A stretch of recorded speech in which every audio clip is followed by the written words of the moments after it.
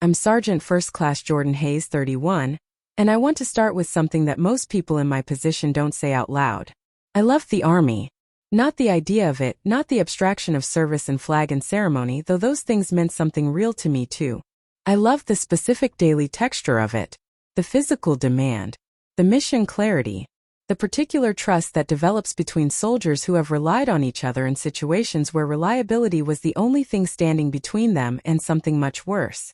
I loved being competent at something that mattered. I loved the version of myself that the uniform made possible. I want to say that clearly before I say anything else, because what I'm about to tell you happened inside something I loved, and that makes it more complicated than a story about an institution you were always suspicious of. It's harder to describe betrayal by something you genuinely believed in. It requires you to hold two true things at the same time, that the Army gave me real things, and that the Army also did something to me that it then worked systematically to bury. I held those two things apart for years. I'm done doing that. This story begins at Fort Campbell, Kentucky in the spring of my 7th year of service, and it ends, if it ends, I'm not sure it has yet, in a Senate hearing room in Washington, D.C., where a document was read into the public record that said, in official language, exactly what I had been told for 3 years no official document would ever say. The truth survived. It always does. Just sometimes requires help. I grew up in Bowling Green, Kentucky, 45 minutes north of Fort Campbell, in a house where the television news was always on and my father's opinions about current events were delivered with the certainty of a man who had formed them carefully and wasn't interested in revising them. He worked for the county highway department. My mother taught 4th grade for 27 years. They were not military, no family tradition of service, no particular ideology about it. When I told them at 17 that I wanted to enlist after graduation, my father asked 3 questions. Was I sure? Had I thought it through? Was this about running away from something or toward something? I told him toward. He accepted that. He was right to ask the question. I had thought it through. I wanted discipline and direction and a life that meant something beyond the particular smallness of the future I could see from where I was standing. I wanted to be tested. I was 18 and romantic about what that meant, but the instinct was genuine and it turned out to be a reliable guide. I enlisted at 18. By 25 I was an E6 staff sergeant, working in a signals intelligence unit at Fort Campbell with a security clearance and a record that my platoon sergeant described at my annual evaluation as the best NCO I've supervised in 14 years. I kept that evaluation in a folder in my desk not out of vanity but because there were days later when I needed to look at something real. I was also, by 25, the kind of soldier who noticed things. Not just in the technical sense of my MOS, though that skill was real and hard won, but in the broader sense. I noticed command climate. I noticed the gap between what a unit said its values were, and how it actually operated when no one was watching officially. I noticed who got protected and who got left exposed and what the pattern of that protection revealed about what an organization actually valued as opposed to what it said it valued. I noticed these things and I filed them and I kept moving because I had learned by 25 that the Army's internal culture rewarded people who noticed discrepancies and stayed quiet about them, and punished quietly, systematically, deniably people who did not. I told myself this was pragmatism. I have since revised that assessment. Master Sergeant Dennis Croft arrived at our battalion in late April of my 7th year. Transferred from a unit at Fort Bragg that nobody talked about in specific terms but around which a specific atmosphere existed. He was 41, a lean, controlled man with the particular bearing of someone who has been told his whole career that he is exceptional and has organized his personality around that information. He was my new section chief. The first 3 months were professionally straightforward. Croft was technically sharp, whatever had preceded his transfer. His operational knowledge was real and he ran section meetings with a clarity I respected. He was demanding in ways that felt appropriate. I thought for 3 months that I had misjudged the atmosphere around him, and that it was simply the kind of informal reputation that attaches to intense supervisors without specific cause. In month 4, I understood that I had not misjudged anything. I am not going to describe the specifics of what Dennis Croft did over the following 6 months in graphic detail, because those details belong to the legal record and to me and to no one else without my consent. What I will say plainly is that he used the authority of his position to create situations in which I was isolated from oversight, and that in those situations he behaved in ways that constituted criminal conduct under the Uniform Code of Military Justice, and that he did this with the specific confidence of someone who has done it before and has learned that the structure around him will absorb it. I reported it. I want to say that part without burying it in context because the narrative around women in these situations tends to emphasize the delay, how long they waited, what they were afraid of, why they didn't say something immediately. I said something. I went to the SRC within 2 weeks of the first incident. I filed an unrestricted report. I did what the system said to do. What the system did in response is the story. The SARC assigned to our installation was Sergeant First Class Michelle Tran, who had been in the role for 3 years, and who had the specific quality of someone doing genuinely hard work inside a structure that frequently undermined it. She processed my report carefully and thoroughly. She explained my rights and my options. She was professional and thorough, and at the end of our meeting, when the official part was over, she said something that I've thought about almost every day since. Keep a personal record, she said. Separate from everything official. Dates, times, specifics. Somewhere they can't access. I started the record that night. A notebook I kept at my parents' house in Bowling Green, not in my barracks room where it could be found. I drove home that weekend and started writing and kept writing for the next 14 months. The investigation was assigned to a CID agent named Special Agent Ronald Burke, who was thorough and professional in his initial interviews and who I had reason to believe later had been approached through informal channels by people connected to Croft's network before those interviews concluded. I had no proof of this at the time. I had a feeling, shaped by specific observations I couldn't yet articulate as evidence. The investigation produced a finding of insufficient evidence to prosecute. This finding arrived 4 months after I filed, in a document that was 3 paragraphs long and that used the phrase conflicting accounts 5 times in 3 paragraphs. I read it in Michelle Tran's office. She handed me a box of tissues without being asked and sat quietly while I decided what to do with the information. What are my options? I said. She told me. She was thorough. She was also, I noticed, careful, the carefulness of someone who was aware that what she said in this room might be reviewed later. I appealed through the military justice system. The appeal took 6 months and produced a document that was substantially identical to the original finding in its conclusions, though it used different language to arrive at them. My attorney, a legal assistance officer named Captain Sarah Dempsey, who was 26 years old and who was furious in a way she expressed only through the precision of her written arguments, told me directly that the appeal had been handled correctly on paper and incorrectly in practice, and that proving the difference between those two things was the challenge. The paper is clean, she said. That's the problem. Someone made sure the paper was clean. During the 6 months of the appeal, I was administratively reassigned to a role that was framed as temporary and protective. It was neither. It was designed to communicate to everyone in my unit and adjacent units what happens to soldiers who file reports, through the mechanism of a reassignment that everyone understands as a consequence but which no document describes as one. I performed the administrative role with the discipline I'd brought to everything else. I showed up. I did the work. I maintained my physical standards and my bearing, and I did not give the institution the visible breakdown it could have used to further justify the narrative it was building around me. On the inside, I was being slowly, methodically ground down in ways I wasn't fully aware of until much later. My parents called every Sunday. My mother asked how I was and I said fine in a voice that was not convincing.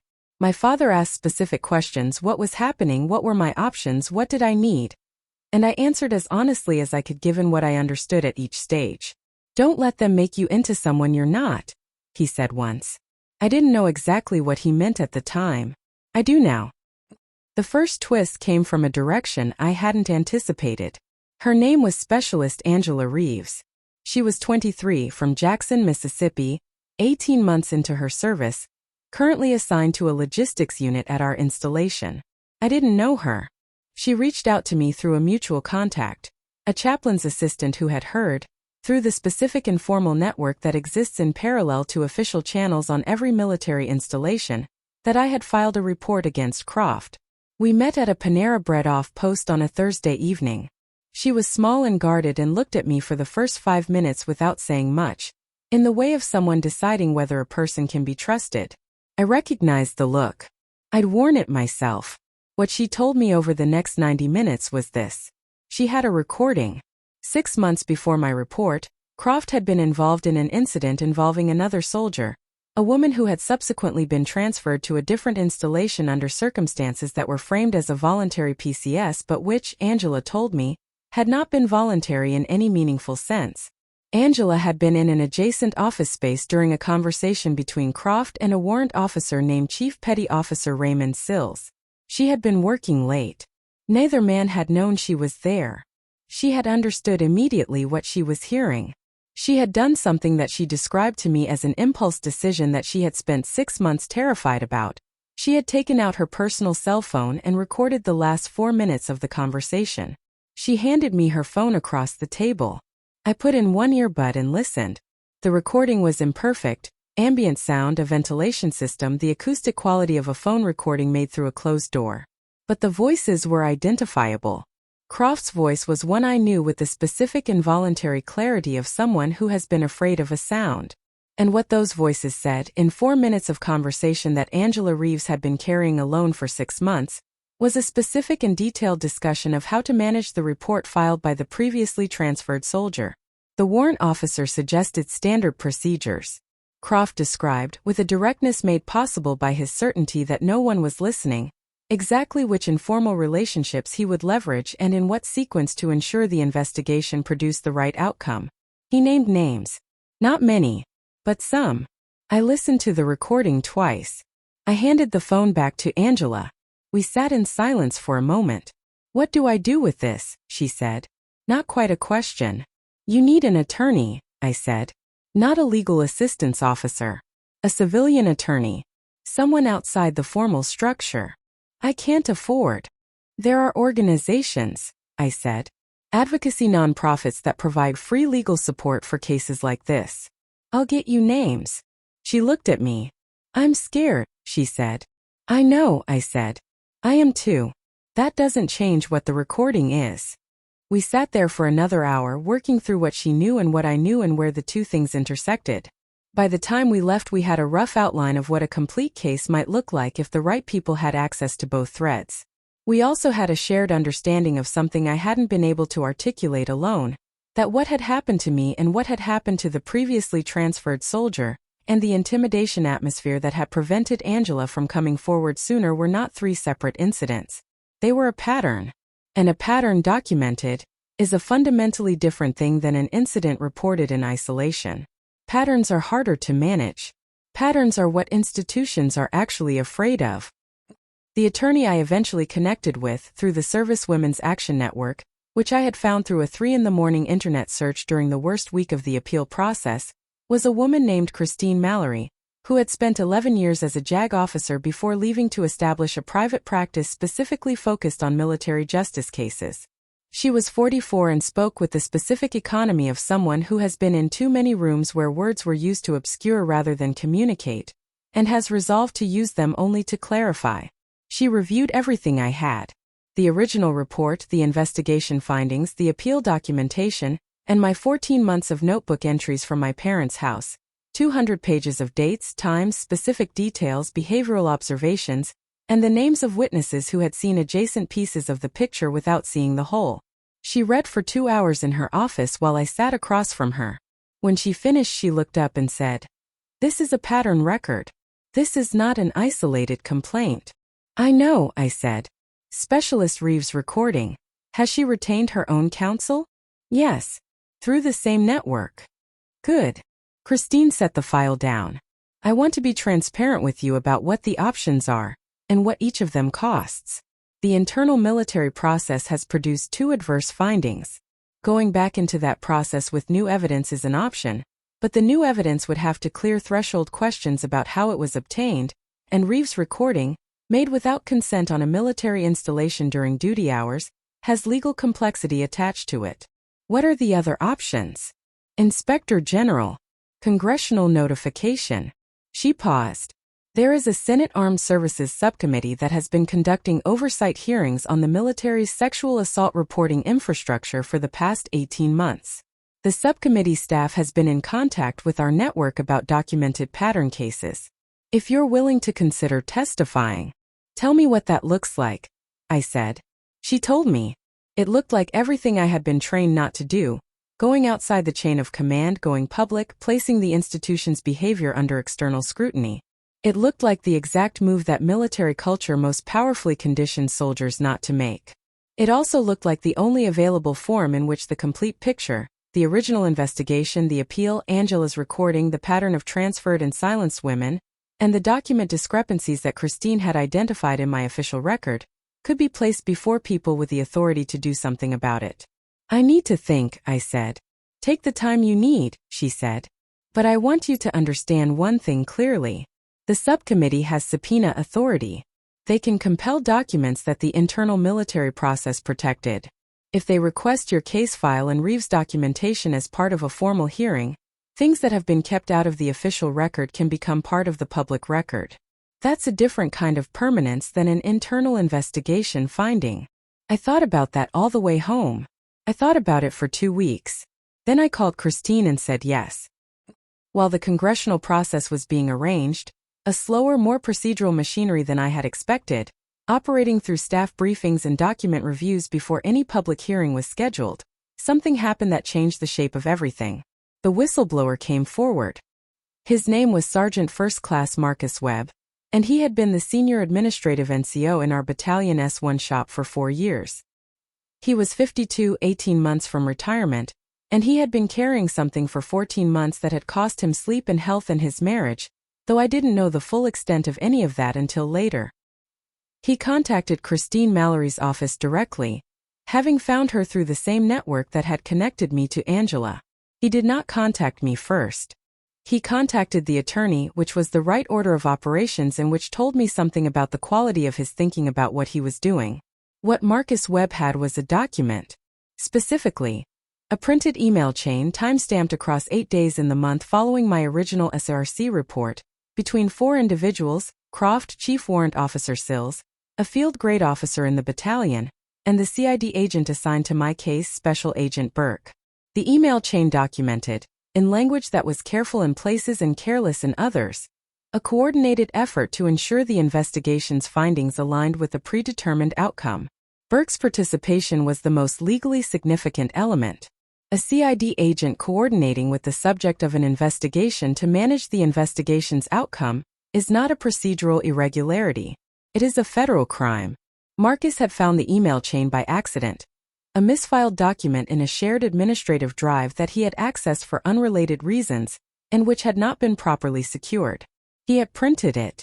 He had kept it for 14 months, telling no one, trying to determine what to do with it, and whether doing anything with it would end a career he had given his adult life to building. I kept thinking someone else would see it, he told me, when we finally met in Christine's office, 3 weeks after he came forward. He was a big man who looked smaller than his actual size, the way people sometimes look when they've been carrying something heavy for a long time. Someone with more time left than me. Someone with less to lose. You still had something to lose, I said. Yes, he said. I did. I still do. He looked at the table. But I kept reading your name in that chain. They talked about you like you were a problem to be managed. Not a person. A problem. He paused. I have daughters. This is not a simple story. Marcus Webb is not a hero without complication.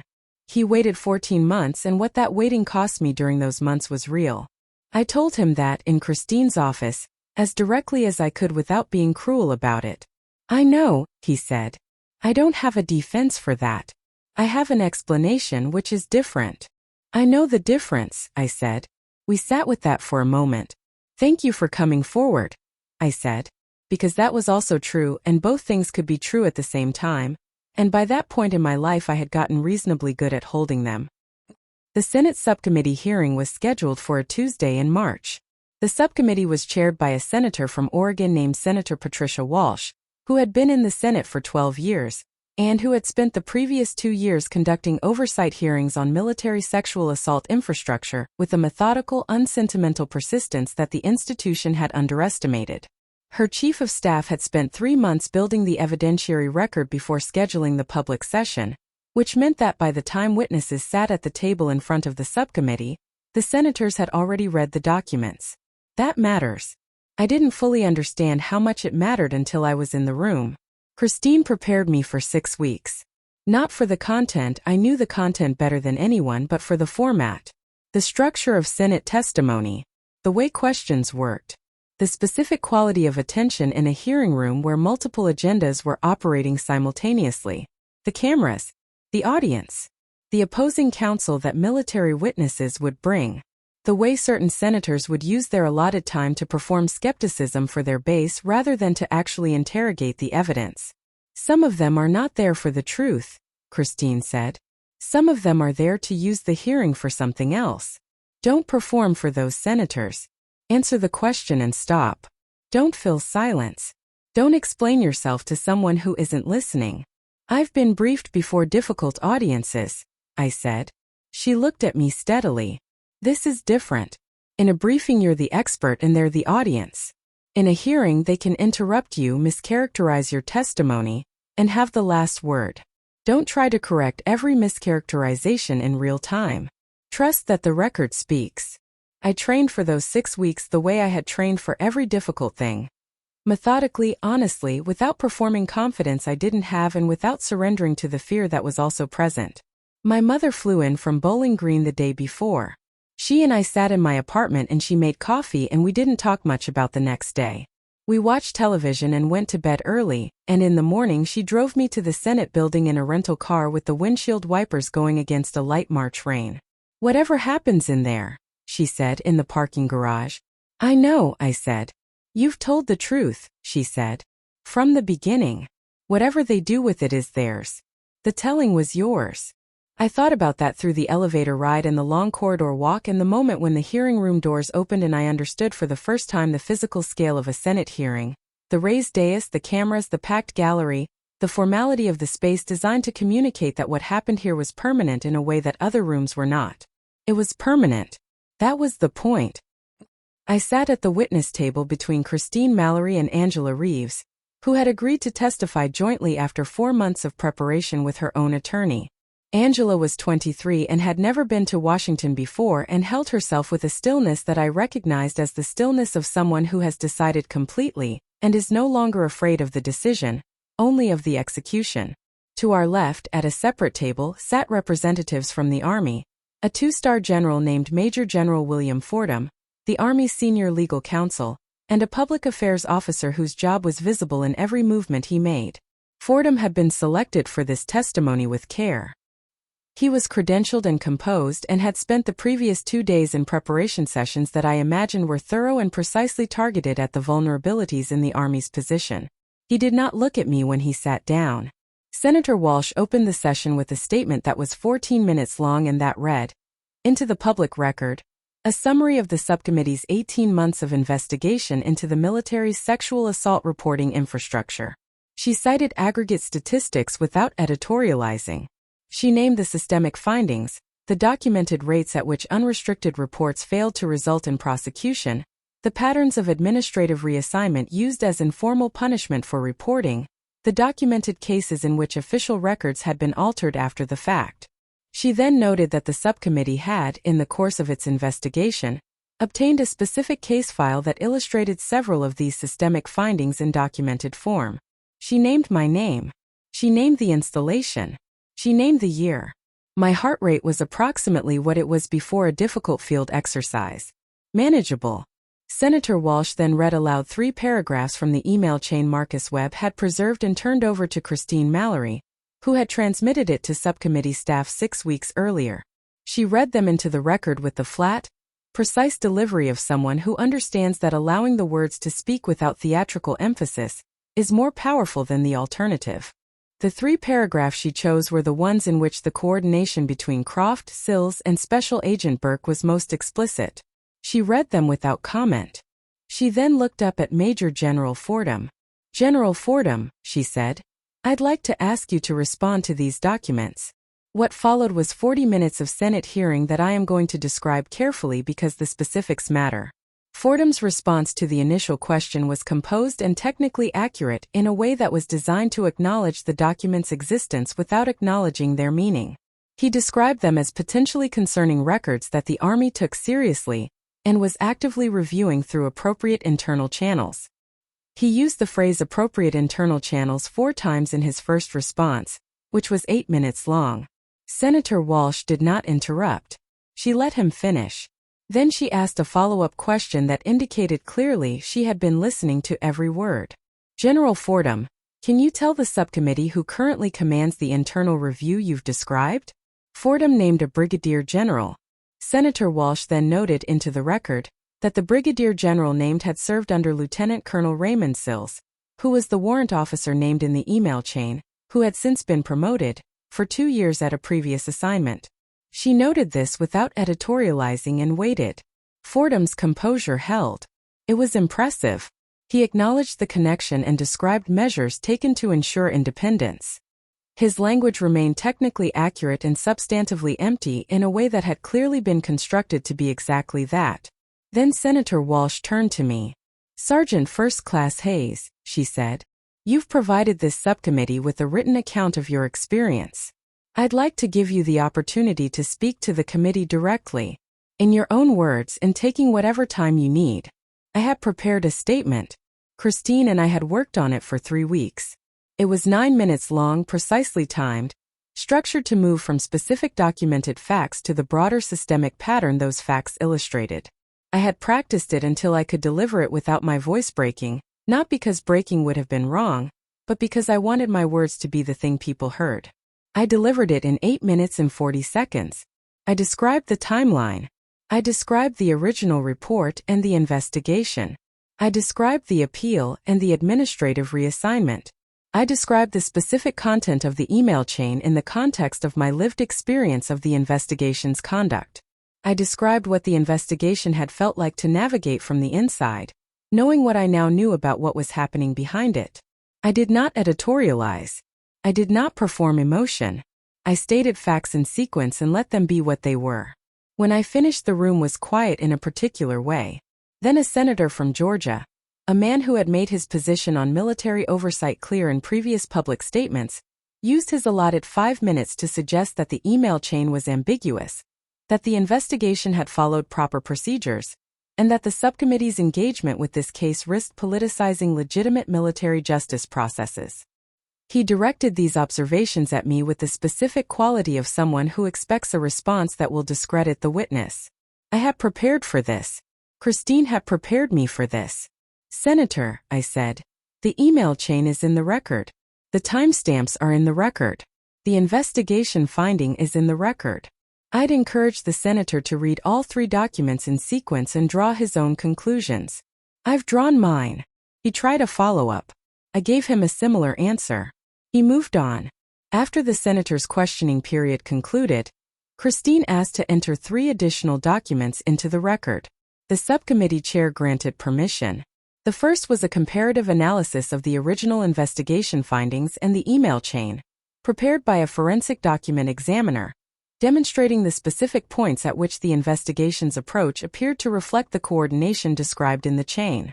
The second was Angela Reeves' 4-minute recording, which was played in the hearing room through speakers, with the ambient sound and the ventilation hum and the specific, chilling clarity of Dennis Croft's voice describing, in his own words, how to make a problem disappear.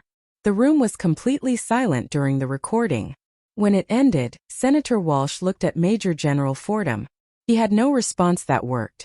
The third document was Marcus Webb's sworn statement, describing how he had found the email chain, what he had done with it, how long he had waited, and why he had ultimately come forward. Christine had insisted on including his statement over his initial reluctance, on the grounds that his credibility as a witness was strengthened rather than weakened by his honest account of the delay. A whistleblower who acknowledges his own hesitation is more credible than one who doesn't, she had told him. Let the statement be honest. His statement was honest. It was also, in the plain account of a 22-year career soldier, who had watched something wrong happen and had finally decided he could not continue to be part of it through silence, the most affecting document in the record. The public confrontation came afterward. Not in the hearing room. In the corridor outside it, 20 minutes after the session concluded, where journalists and aides and various official and unofficial observers had gathered in the specific post-hearing atmosphere of an event that has just produced news. I was walking with Christine toward the elevator when Dennis Croft appeared. He had come to Washington. His attorney had presumably advised against this, or perhaps had not been consulted. He was in civilian clothes. He had been relieved of duty pending the IG investigation that the subcommittee's evidence had triggered, and he looked smaller than I remembered. People frequently do, outside the context of their institutional power. He stopped in front of me. Christine moved to my shoulder without being asked. There were people around us. Journalists with cameras at a short distance, having recognized both of us from the hearing materials that had been published in advance. "You have no idea what you've done," he said. His voice was controlled, but the control was costing him something visible. I looked at him. I had thought about this moment, not planned for it, because I hadn't known it was coming, but the version of this encounter that existed in my imagination had been with me for years. The moment of facing him outside the protective envelope of his rank.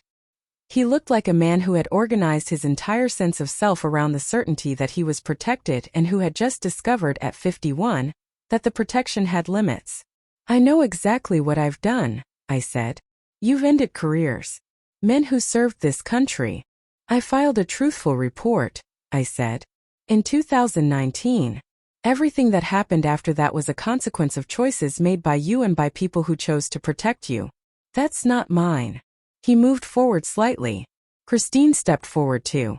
"This isn't over," he said. "For you it is," I said. "For the women in the next unit you would have been assigned to, yes. For them it's over before it starts. That's the point." His attorney appeared from somewhere, took his arm and guided him away. I stood in the corridor for a moment. A journalist called my name. I turned and gave a brief, prepared statement into a microphone. Christine had prepared me for this possibility too. A brief and specific statement that did not go beyond what was in the record. Then I walked to the elevator. My mother was waiting at the bottom in the lobby. She had watched the hearing from the public gallery and had left before the corridor incident. "I heard," she said when I reached her. Someone had told her. "I'm okay," I said. "I know," she said. We stood in the lobby of the Senate building while people moved around us, and she put her arm around my shoulders the way she had when I was 12 and had come home from a day that had been too much, and we stood there for a moment without saying anything else. The aftermath unfolded over 14 months in ways I tracked from a distance, having made the decision, with Christine's support and my own exhausted clarity, to stop living inside the process as my primary occupation. Special Agent Ronald Burke of CID was referred for federal prosecution on charges related to obstruction and corruption of an official military investigation. His attorney negotiated a plea that included full cooperation with the broader investigation in exchange for reduced charges.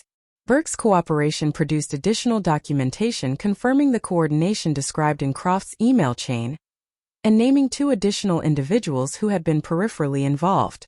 Dennis Croft faced court-martial on multiple charges. The proceedings took 8 months. He received a dishonorable discharge, forfeiture of retirement benefits, and a sentence that his attorney immediately appealed. The appeal is ongoing. Chief Warrant Officer Sills, now a full colonel, received a forced retirement and a formal reprimand that, under pressure from Senator Walsh's subcommittee following the hearing, was upgraded to a referral for administrative separation proceedings. Major General Fordham, who had testified at the hearing and whose testimony had been measured and technically accurate and substantively protective of the institution, was reassigned to a non-operational role 6 months after the hearing. The Army issued a statement describing the reassignment as routine. Senator Walsh's office issued a statement describing it as responsive to the subcommittee's oversight findings. Both statements were technically accurate. Neither was complete. The Army, following the hearing, announced a series of reforms to the sexual assault reporting infrastructure, an independent oversight mechanism for SARC records, a prohibition on administrative reassignments of reporting soldiers without Inspector General review, and mandatory training for CID agents on conflicts of interest in cases involving their own chain of command. Christine described these reforms to me as meaningful but insufficient and predicted that implementation would be inconsistent and would require continued external pressure. She has been right. Marcus Webb retired 8 months after the hearing. He received a letter of appreciation from Senator Walsh's office. He received nothing from the Army.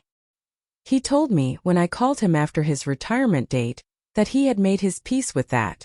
"I didn't come forward for them," he said. "I know," I said. I'm glad you came forward. How are you? He asked. Getting there, I said. Yeah, he said. That's about right. Angela Reeves separated from active duty 6 months after the hearing and enrolled in a paralegal studies program in Memphis. She called me periodically during the process with questions I tried to answer honestly. The last time we spoke, she told me she was considering law school. I told her she would be good at it. Because of the recording? She asked. Because you kept the recording for 6 months when the easier thing would have been to delete it, I said. That's not impulsive. That's someone who already knew what the truth was worth. I am 31 years old. I left active duty 9 months after the hearing and enrolled in a graduate program in public policy at Georgetown, focusing on military institution reform. I work part-time with Christine Mallory's office on cases involving military justice documentation, and I consult with Senator Walsh's subcommittee staff on the implementation monitoring of the post-hearing reforms. I run 5 miles every morning before the city wakes up. I make good coffee and drink it on my small apartment balcony in Arlington, and look at the sky before the day's complexity begins. I have a cat named Sergeant Major who is enormous and opinionated and refuses to follow orders, which I respect. My father called me the week after the hearing. He had watched the C-SPAN broadcast at home in Bowling Green, sitting in the living room with a yellow legal pad taking notes the way he had always taken notes during things that mattered to him. He told me the notes weren't for anything. He just needed somewhere to put what he was feeling. You sounded like yourself, he said. I worked at that, I said. I know, he said. That's why I'm saying it. Some mornings I still wake from a dream that places me back inside the process. The waiting rooms, the formal language, the weight of institutional time. I lie still for a moment and locate myself in the present. The balcony. The city. This life. This work. This version of myself that was built in the fire of something I did not choose and could not have anticipated and which turned out, against all reasonable expectation, to make me more rather than less capable of doing things that matter. The document that was read into the public record in that Senate hearing room on a Tuesday in March is there permanently. It says what happened. It says it in official language, with timestamps and signatures, and the specific permanence of a congressional record that cannot be amended or managed or disappeared by anyone who finds it inconvenient. I think about Specialist Angela Reeves 6 months from filing, sitting across a table at a Panera Bread in Fayetteville, telling me she had a recording and not yet knowing what it would become. I think about Marcus Webb, printing an email chain at a government computer and driving home with it in his jacket pocket, not yet knowing what he was going to do with it, and carrying that uncertainty for 14 months. I think about Christine Mallory, reading my case file in her office and looking up and saying, "The paper is clean, that's the problem." I think about the women who are currently inside this process, who filed reports this week, this month, who are navigating their own version of the managed silence I navigated, who have not yet found the Angela in the adjacent office or the Marcus in the S1 shop or the Christine who knows what clean paper hides. This is what I want to say to those women, as directly as I know how. Document everything. Dates, times, specifics. Keep it somewhere they can't access. Find the organizations that exist outside the formal structure. They were built specifically for this and they are run by people who have been where you are. Do not let the institution's certainty about the outcome become your certainty. The institution has been managing this process longer than you've been in it, and it is very good at making the outcome feel predetermined. It is not predetermined. The outcome of my process felt predetermined right up until a sergeant first class in the S1 shop printed an email chain he found by accident and kept it for 14 months because something in him couldn't let it go. Find the people who kept the thing they couldn't let go. They exist. They are in every unit, every installation, every level of the structure, carrying the weight of what they know and waiting for someone to appear who makes coming forward feel survivable. And when the hearing room doors open and the cameras are running, and the senator reads your name into the record, breathe. State the facts. Trust the documents. The recording knew. The documents knew. The evidence was always there, waiting for a forum clean enough to hold it. That forum exists. I sat in it. And what was said there cannot be unsaid. The truth doesn't negotiate. The truth just survives until someone finally lets it speak.